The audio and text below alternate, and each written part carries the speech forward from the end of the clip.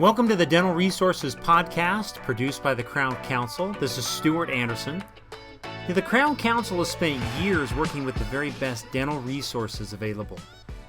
This is the place where the best in dentistry come together to learn and grow. And so through this podcast, we hope to share the very best ideas, practices, and solutions that dental businesses and resources are using. This will be a source for finding solutions for your practice. Any business that touches the dental world, we are connecting with and sharing it here. Please enjoy the Dental Resources Podcast. In this episode of the Dental Resource Podcast, Spencer spent some time with the founder of the Freedom Founders, Dr. David Phelps. The story behind the building of the business is so relatable to all of us that are entrepreneurs and getting our practices and businesses started. David found that at an early age, he was able to invest properly and provide himself some freedom in the long run. Freedom Founders is a new resource partner, one that we're so excited to have on board with their experience and their wealth of knowledge. So please enjoy Dr. David Phelps and Freedom Founders. Welcome to our listeners out there listening today to the best resources in dentistry. Our resource partner podcast. Today we're welcoming Dr. David Phelps from Freedom Founders. And Dr. David Phelps is one of our newest resource partners of the Crown Council. We're so excited to have him on board. They are also going to be at our annual event in Nashville coming up. Make sure you talk with them. So, David, thanks so much for joining us. Yeah, it's a pleasure, Spencer. Glad to be here. I want to just give a brief introduction to David and let him share and expound more on that. But Freedom Founders provides assistance for retiring dentists, doctors, small business owners, and David is going to share some programs and how that is able to be implemented as a resource to our Crown Council members and all those listening today. David, let me turn the time to you to just expound a little bit on your story. Sure, Spencer. So when I was in college and looking forward toward the dental school, taking the DAT exam and putting out my letters for application, I was also, while I was in college, I was also figuring out, someday I need to be a good steward of the blessings and resources I might have. Of course, back then I had nothing but debt, right? Not as much debt as kids are coming out of school with today, but I still had debt from student loans. But I'm still thinking ahead, right? And thinking, okay, I'm going to become a dentist, hopefully, if all things work out. And but I needed to figure out how to be an investor. It's just kind of the way I've built. My DNA has always been, curiosity and looking ahead. So I read books about the stock market. I read books about real estate. And real estate made a lot of sense to me. I didn't really understand how I could have any control, and control is a big deal for me. I guess probably a few other people listening to your podcast, they like control as well. So I thought, well, real estate, that sounds good. So I talked my dad into becoming my first joint venture partner. This was a key because I had no money. I had no credit. I said, Dad, we need to invest in a rental property in Dallas, Texas, where I was going to school at Baylor. So I'll be here for 4 years. I could either pay rent or we could have a investment property. So thankfully he had enough encouragement and believed in me enough to that we essentially bought a property. He did the financing. I did the management. That's a joint venture. And fast forward when I graduated 4 years later from Baylor, we sold the property and split about $50,000 in capital gains profit. Now you might say beginner's luck, right? Well, maybe yes, maybe no. But I think until you step out in life and try some things, we did some things right, and part of it was market conditions. So that was the beginning of my looking at alternative investments as building some kind of an investment process, protocol, portfolio. I had no idea, but I just realized that when I counted up all the hours I spent waiting tables during college and dental school, and how much money I made there trading time for dollars, and how much I made on the capital gain side of owning an appreciating asset, there's no question I made about 10 times per hour on the capital asset side than I did waiting tables. So I thought there's something to this.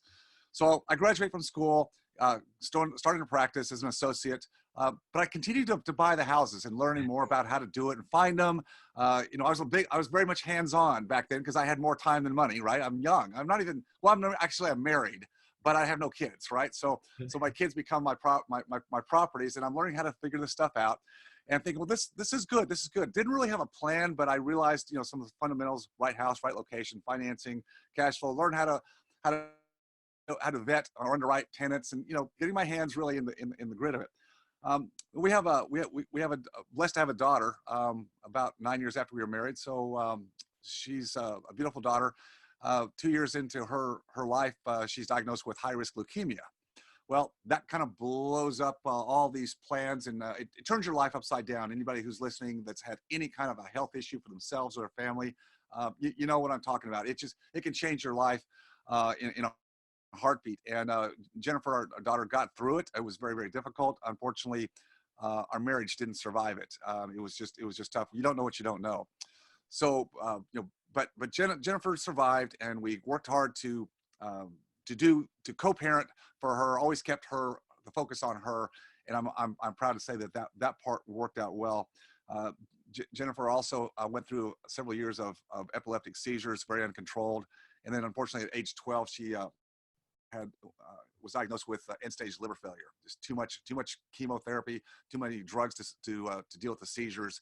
And at age 12, she needed a liver transplant. So I'm going to speed this up because we don't have all day, but I'll fast forward and say she got through that. She survived that. A lot of complications. That was the time, Spencer, when I really decide where should my focus be. I'd already had one blessing to have Jennifer make it through cancer. Survived that, got through the epileptic seizures. Now she gets to a liver transplant. I'm thinking, well, how much more time do I have to spend with my daughter? Do I need to be in the practice doing what I was trained to do, where I spent all my time, my education, a lot of investment there? Or do I need to look at changing my life a little bit? Well, fortunately, I had the real estate, and that gave me a platform. I wasn't wealthy. I didn't have everything, but I had enough to really assess, did I have enough to take my hands off the throttle of the dental practice and put my time where I really wanted to be was with my family, with my daughter. Mm-hmm. And that's really how Freedom Founders evolved. I stepped out of the practice. I sold it not once, but twice. That's another story for another day. It's called the Boomerang Sale. Mm-hmm. You throw it out, it comes back again. And then I had to decide, what do I do next? I mean, spending time with my daughter was key, but I had a number of colleagues, handful, David, not why did you leave the practice, because I understood why, but how did you do it? And I explained, well, I just got involved in real estate early. Well, could you show me how? Well, the easiest way for me to show you how is just piggyback on some of my deals, and then you'll kind of learn as we go, right? You earn while you learn while you earn. I guess that's the way to put it, right?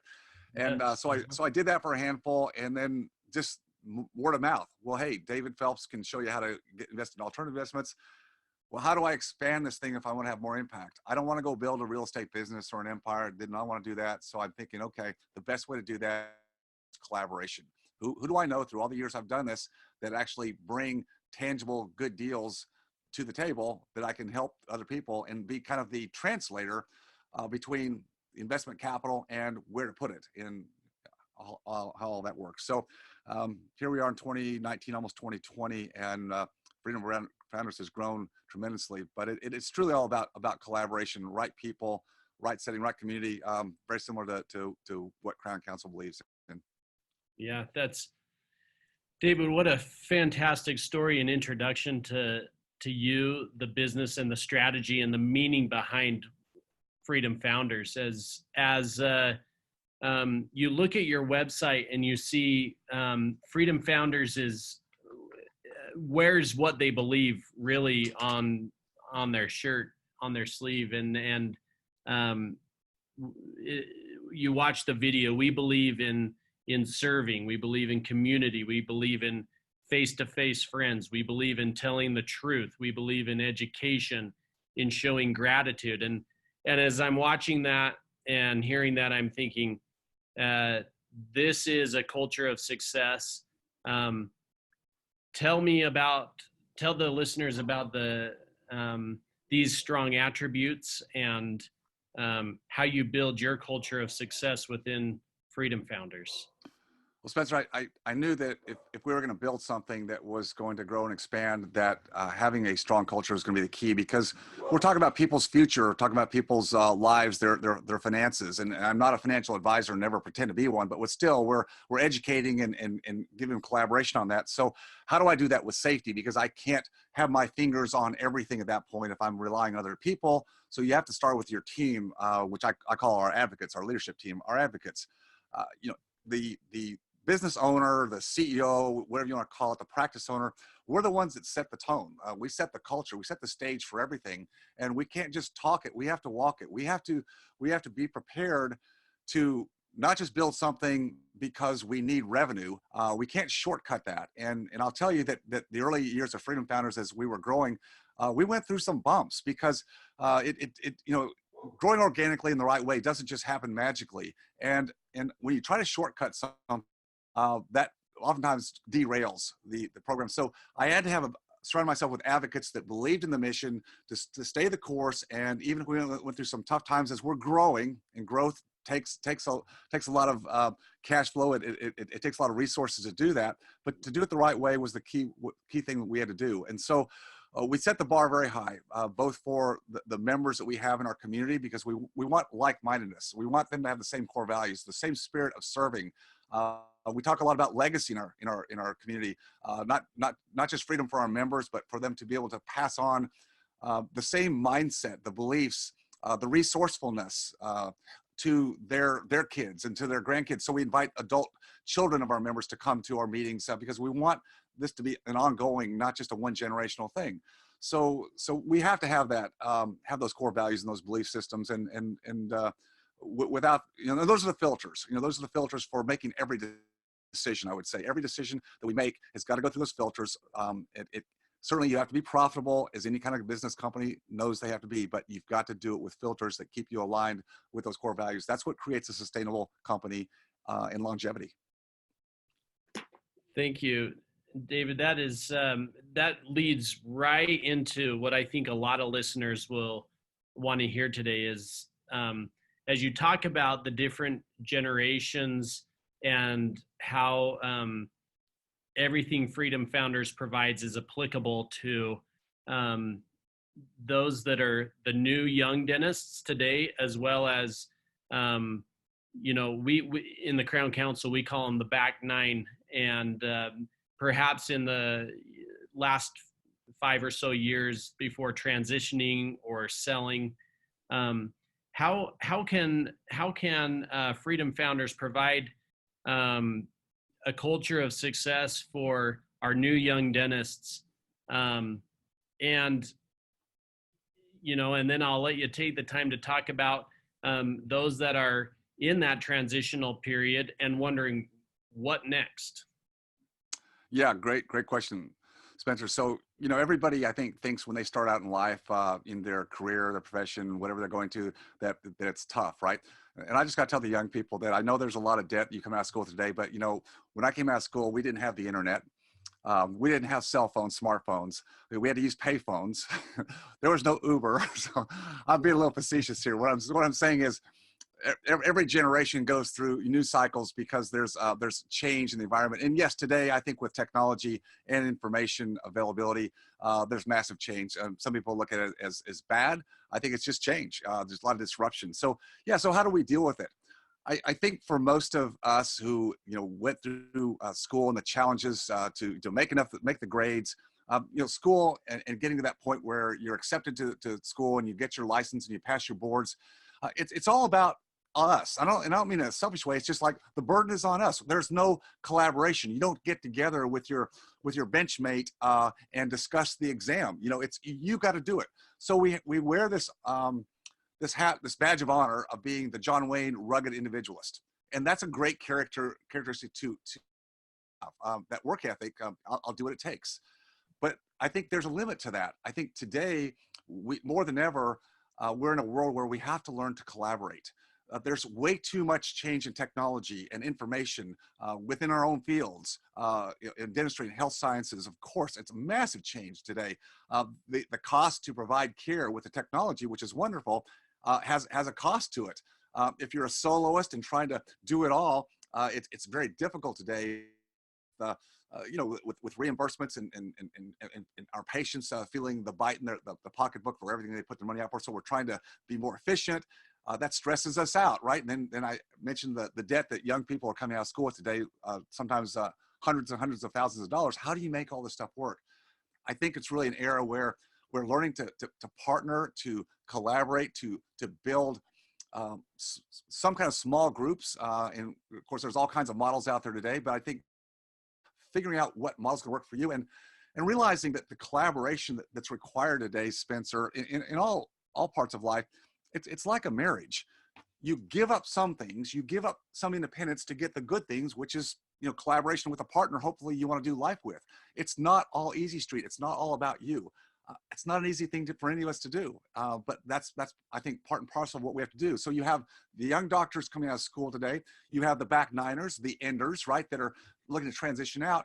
And many times there's an opportunity right there that, I shouldn't say unfortunately. I would say that the private equity and corporate groups are taking advantage of that, and they've brought they're closing that gap, and there's a big gap. There's a void. Well, you can decide you want to be for corporate or certain kinds of corporate, or you could say, well, you know what? There's these young doctors coming out of school. How could I, as an end or a back niner, how could I collaborate with a young person? Am I willing to mentor them? Am I willing to give up some of that control that I've loved all my life, but to make something better, to add the synergy and build that? It's not what we're used to. We're not trained to do that, but it can be learned. It can be learned. There's people out there that actually have blazed that trail. And if we're willing to open our minds a little bit and learn and cooperate, give up some of the things that we think are so important to us for the better good of maybe a better life overall, which is, I think, the end goal, then I think that's the way we have to look at it. Yeah. I think you've got some people sitting on the edge of their seats saying, so what are some of the things that I could be doing? If I'm a new young dentist coming out of school, I have accumulated this debt. What's step one? Or I'm midway through practicing, and I'm wondering, what is it that I should be doing? What are some of those insights, David, that we could share as a resource to the Crown Council members of kind of best practices, if you will?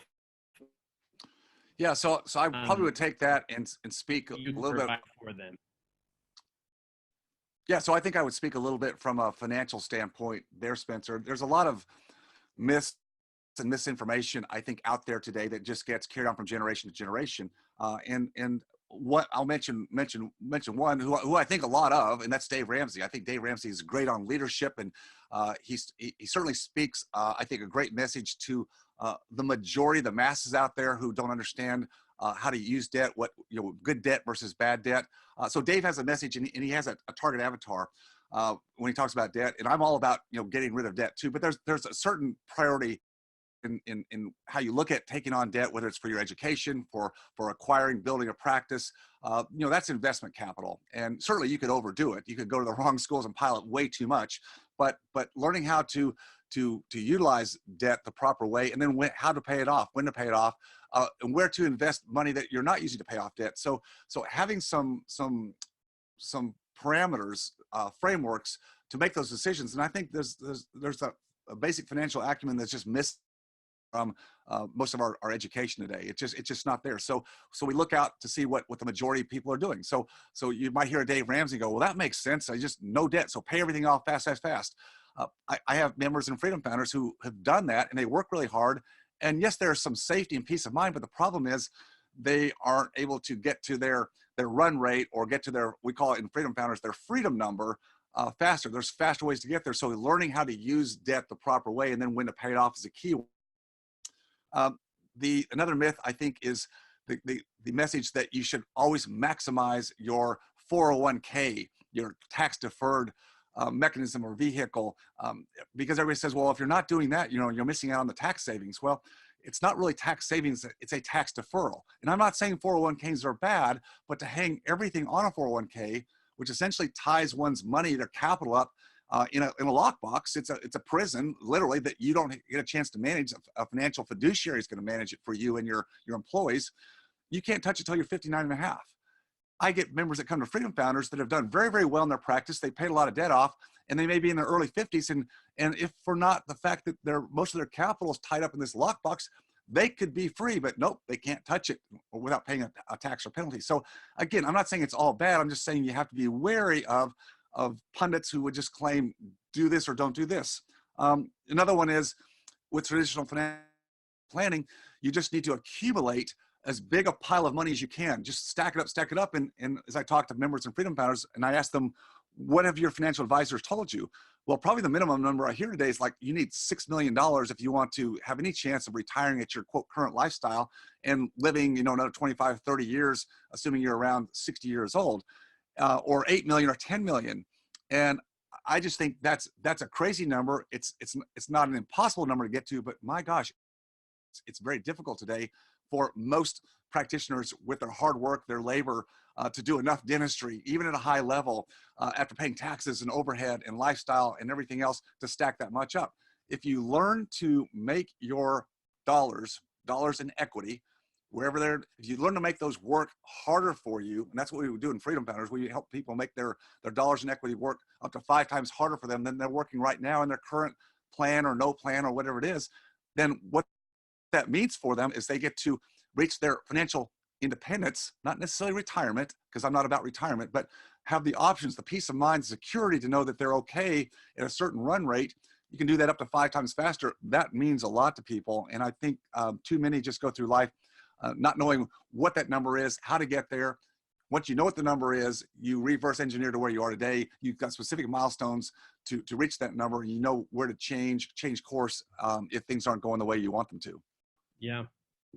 It's just, it's really fun to hear you lay it out like that, David. I think what is most intriguing to me is hearing someone that has the investing and managing your finances coming from a dentist who has the background. So as the Crown Council members and those listening, this is a resource that has both sides to provide and can completely relate with each of our members and listeners to that end. David, how was it that you chose dentistry to work within? Is it solely due to the fact that you came from that background and kind of had this going along, and so it was therefore a natural fit? Yeah, I think that's exactly it. My affinity is for my colleagues. So we speak the same language, right? I know what it's like to be in the chair and looking at each month and realizing you have this overhead nut you've got to crack each month before you have anything to take home. I understand what it is to be dealing with insurance companies, to be dealing with patients that sometimes are not as patient as we like them to be, with staff that don't do what you want them to do, and still try to figure out how are you going to have an end game or the financial resources to give you that security and peace of mind. I understand what that means. And so, yeah, I've just kept my message pretty much towards dentists. We do have certainly other healthcare professionals and even small business owners in our group to a lesser degree. Predominantly, we're dentists. But I think our dentists love the fact that there are other health professionals and other business owners, and they see, you know what, we're all kind of in the same place here. Everybody may not be working on teeth, but that's okay because we all share the same goals and aspirations, and we all feel like we deal with the same challenges. So I think having some variety in the group makes it a stronger group. But pretty much I speak the dental language. So people that cross over, like one of my good friends who's a veterinarian in our group, he found us through a dental podcast. Why? Well, because he's curious. He's out there looking for not necessarily opportunities, but information, education outside of his industry. So apparently there's not a Freedom Blueprint podcast for veterinarians. So he jumped over on our side of the aisle, and we love him. He brings a lot to the table. Yeah. That's really cool. It is diverse. And speaking of diversity, I think that we've mentioned there's new young dentists, there's the back nine, And then we live in this industry currently that is just evolving like crazy within dentistry. And so talk to us, David, about the evolving industry and how what was relevant when you started doing this out of school is still completely relevant and provides such a great opportunity for those listening today. Yeah, well, Spencer, certainly we talked a little bit about the massive changes in the healthcare industry and dentistry, certainly part of that, and a lot of disruption and consolidation and a lot of insurance driven and, you know, a lot of things that are there. And certainly one can look at those and say, well, those are big challenges, and they are, but there's also opportunities there. And we talked a little bit about collaboration. I think one of the things that's maybe changed a lot is, you know, for many decades, one could look at their practice and their practice equity and the eventual sale of their practice as maybe a good chunk of their nest egg for, quote, you know, retirement or future financial cash flow.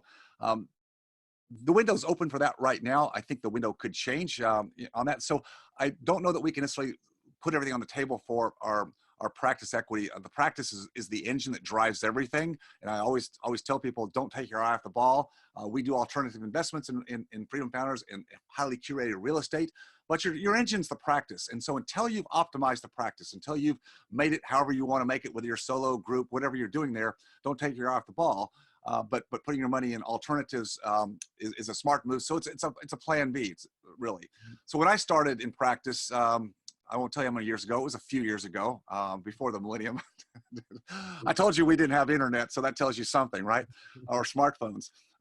You know, back then I think it was more feasible that one, you know, had a solo, or maybe you had a one doctor partnership or associateship. We didn't have group practices back then, and so there was kind of this one-way path, and you typically practiced until you're in your 60s, and you know, you hung up, you sold to another doctor, and you got some equity out, and pretty much you're okay. Today, that's not so much the case. Solo doctors, where there still always will be a place for the right solo practitioner in the right demographic area. I think for the most part, majority are going to have to learn how to do some group practices. So for me, the real estate really provide that plan B. It's still very relevant because I love alternative investments. It's an inefficient market, which means there's a huge opportunity, but you've got to have some knowledge and some access to those through those inefficiencies to make it work. That's really what we do in Freedom Founders is create the connection with really highly curated deal operators that we bring, and organically we build relationships. We don't pitch anything there. So building that plan B wealth outside of your practice model, I think is something that most need to do. And it's certainly what set me free when I had to make that tough decision on, do I stay with the practice or do I spend my time with my daughter, Jenna?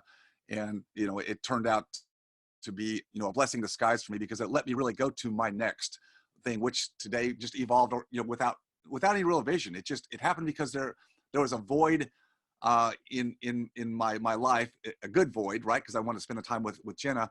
I think as long as we're kind of on that treadmill or that hamster wheel, feel like we just got to keep doing every day, we never have time to take a breath and actually look around and say, what else could I be setting up for my future? What is my next? Because too many people get down to that road where either they have to leave practice, maybe involuntarily because of a health situation, or they just get burned out, frankly, and just don't want to do it anymore. And if you haven't built a what's next, both from a financial standpoint and from a relevancy standpoint, in other words, who are you when you take off the dentist hat? Who are you going to be at that point? That's also something that holds people back from actually living their full life. And I think that's an important part of what, you know, future planning needs to be a part of. Yeah, that's fantastic. David, you've had so much experience, and as I mentioned before, it's a pleasure being able to listen to you can hear the experience that you've had as you're presenting. If we were to leave the listeners with kind of a no cost nugget, we'll call it, if you were to present to those listeners today, what could I start doing today? I after listening to hearing you speak today, what would that be? Spencer, I think the no cost, low cost would be to always have a curious and open mind, and to be filling your mind with with the right information. So easily we can do that today because we have, the internet. We can listen to podcasts like this one, where you're interviewing, thought leaders and people who've taken a path down a certain direction in life or business. We can learn a lot from those snippets. I love to read, and making time to read, I think is always an important part, should be a part of everybody's learning experience. I think you can never do enough of that. So I would say just take in the right information, fill your head with good thoughts, expand your mind, always be exploring new ideas. And I think would be my advice. And great advice. Dr. David Phelps, Freedom Founders, going to be at the Crown Council annual event as one of our trusted resource partners, presenting during one of our lunch and learns. So take the time to come hear it and see it and meet David, and look up Freedom Founders in your spare time. And David, it has been an absolute pleasure to talk with you today. Spencer, I've enjoyed a lot. Thank you so much for the opportunity. Yep. We'll talk to you soon.